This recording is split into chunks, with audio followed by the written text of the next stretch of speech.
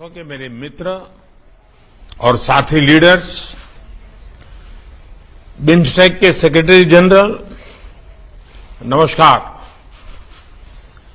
आज 5वीं BIMSTEC summit में आप सबसे मिलकर मैं बहुत ही प्रसन्न हूं। बिम्स्टेक की स्थापना का यह 25वां वर्ष है, इसलिए आज की समिट को मैं विशेष रूप से महत्वपूर्ण मानता हूं।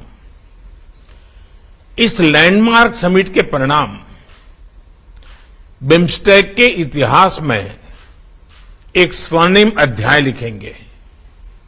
एक्सेलेंसीज, पिछले 2 सालों के चुनौतीपूर्ण माहौल में राष्ट्रपति राजपक्ष ने बिम्स्टेक को कुशल नेतृत्व दिया है।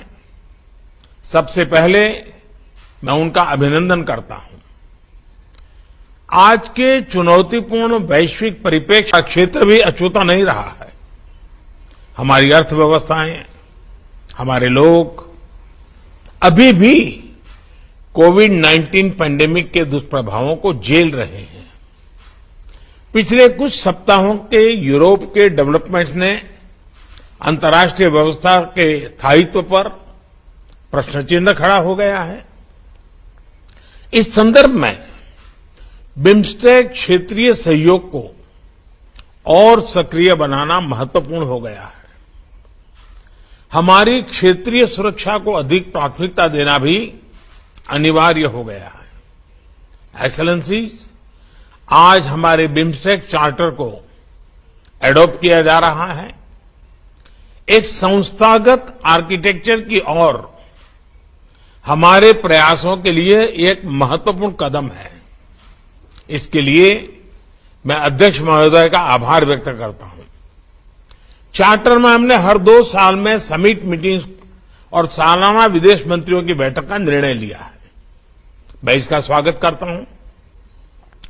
अब हमें अपना ध्यान इस बात पर फोकस करना चाहिए कि इस आर्किटेक्चर को और मजबूत कैसे बनाया जाए। इस संदर्भ में सेक्रेटरी जनरल का सुझाव है कि एक एमिनेंट पर्सन्स ग्रुप का गठन किया जाए जो एक विजन डॉक्यूमेंट तैयार करेगा। मैं इस सुझाव से सहमत हूं। बिम्स्टेक हमारी अपेक्षाओं को पूरा करे, इसके लिए सचिवालय की क्षमता को बढ़ाना भी महत्वपूर्ण है।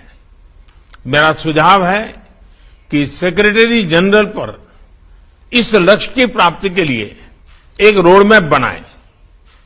यह महत्वपूर्ण कार्य समय और अपेक्षा के अनुरूप पूरा हो। इसके लिए भारत सचिवालय के ऑपरेशनल बजट को बढ़ाने के लिए $1 मिलियन की वित्तीय सहायता देगा। एक्सेलेंसीज, हमारे आपसी व्यापार को बढ़ाने के लिए बिम्स्टेक एफटीए के प्रस्ताव पर शीघ्र प्रगति करना आवश्यक है। हमें अपने देश के उद्यमियों और स्टार्टअप्स के बीच आदान प्रदान भी बढ़ाना चाहिए। इसी के साथ हमें ट्रेड फैसिलिटेशन के क्षेत्र में इंटरनेशनल नॉर्म्स को अपनाने का भी प्रयत्न करना चाहिए। इससे इंट्रा बिम्स्टेक ट्रेड और इकोनॉमिक इंटीग्रेशन को बढ़ावा मिलेगा। इस संदर्भ में Indian council for research on international economic relations ADB के साथ मिलकर हमारे अधिकारियों की जागरूकता बढ़ाने के लिए एक कार्यक्रम शुरू करने वाला है। मैं आशा करता हूं कि सभी देश के संबंधित अधिकारी इसमें नियमित रूप से शामिल होंगे।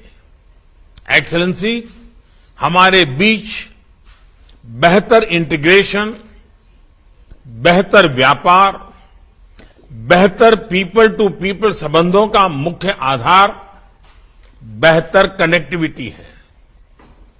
इस पर हम जितना भी जोर दें कम है। आज हमने बिम्स्टेक के master plan for transport connectivity को एडॉप्ट किया है। इसे तैयार करने के लिए मैं एडीबी का आभार व्यक्त करता हूं।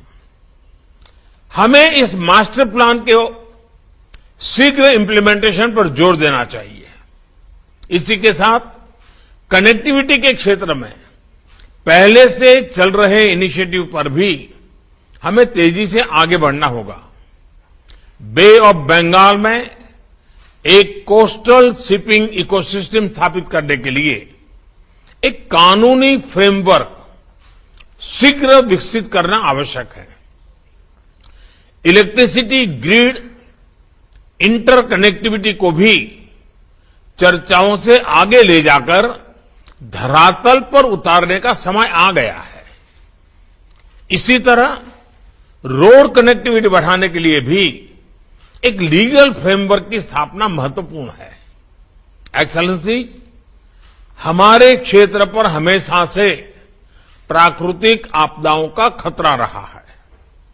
डिजास्टर मैनेजमेंट, विशेषकर डिजास्टर रिस्क रिडक्शन पर सहयोग के लिए BIMSTEC centre for weather and climate एक महत्वपूर्ण संस्था है और इसे सक्रिय बनाने के लिए मैं आप सबका सहयोग चाहूंगा। इस सेंटर के कार्य को पुनः शुरू करने के लिए भारत $3 मिलियन का योगदान करने को तैयार है। भारत ने हाल में तीसरी बिम्स्टेक डिजास्टर मैनेजमेंट एक्सरसाइज पैनेक्स 21 आयोजित की।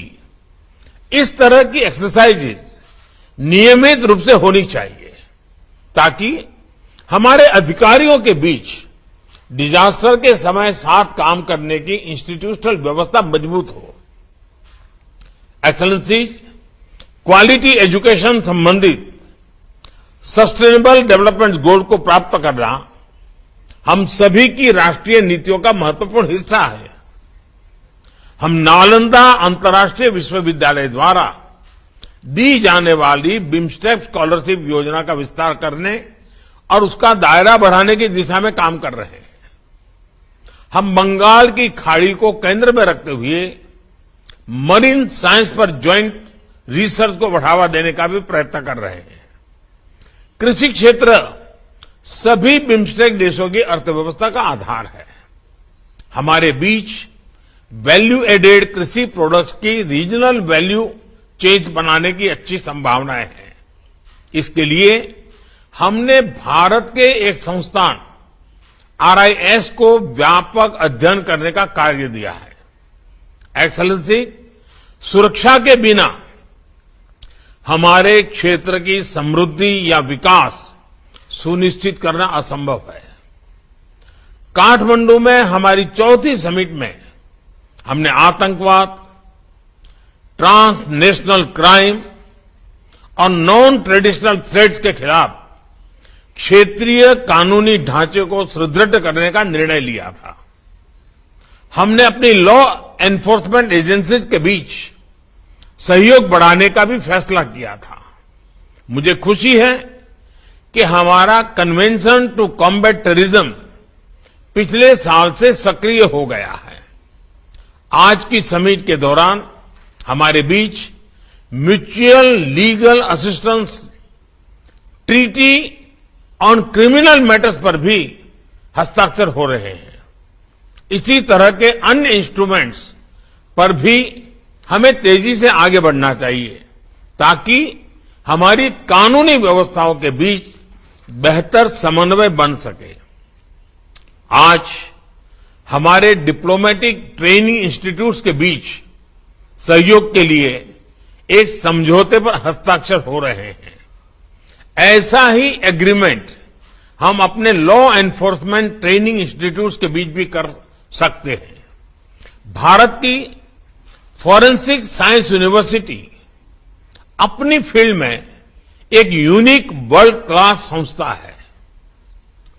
हम इसमें बिम्स्टेक देशों के पुलिस और फॉरेंसिक ऑफिसर्स के लिए कैपेसिटी बिल्डिंग की व्यवस्था भी कर सकते हैं।